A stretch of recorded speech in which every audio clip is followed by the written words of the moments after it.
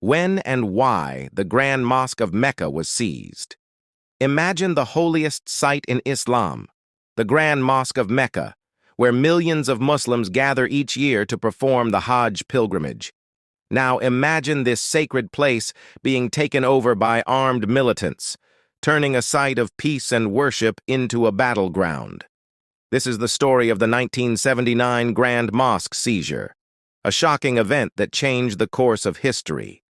The year was 1979, a time of great change and tension in the Islamic world. The Grand Mosque in Mecca, known as Masjid al-Haram, is the most sacred mosque in Islam. It is the site of the Kaaba, the cube-shaped building that Muslims around the world face during prayer. In this era, the Islamic world was undergoing significant changes. The Iranian Revolution had just occurred, and there were growing concerns about the influence of Western culture in the region. Amid this backdrop, a group of extremists, led by a man named Juhayman al-Otaibi, planned a bold and unprecedented attack.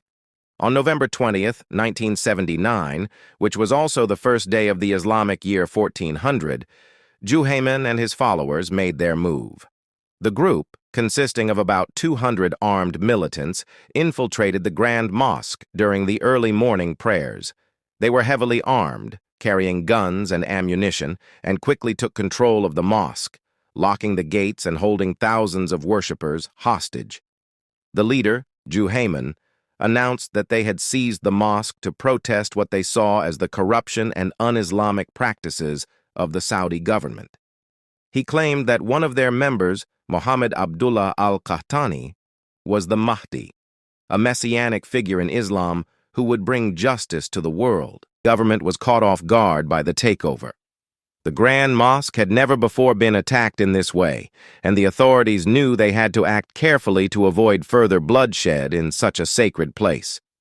Over the next 2 weeks, Saudi forces, with the help of foreign experts, including French commandos, launched a series of operations to regain control of the mosque.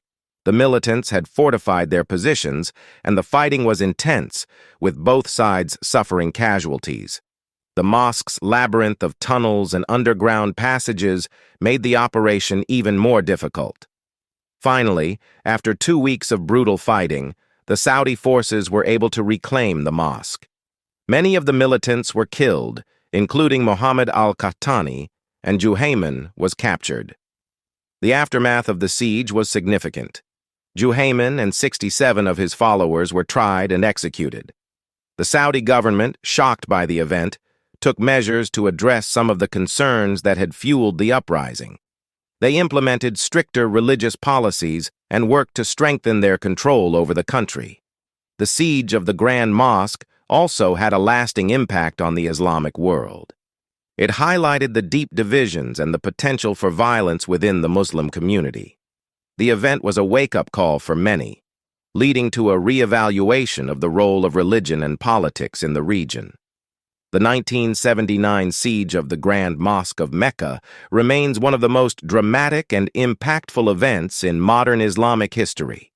It was a moment when the sacred and the violent collided, leaving a lasting mark on the world.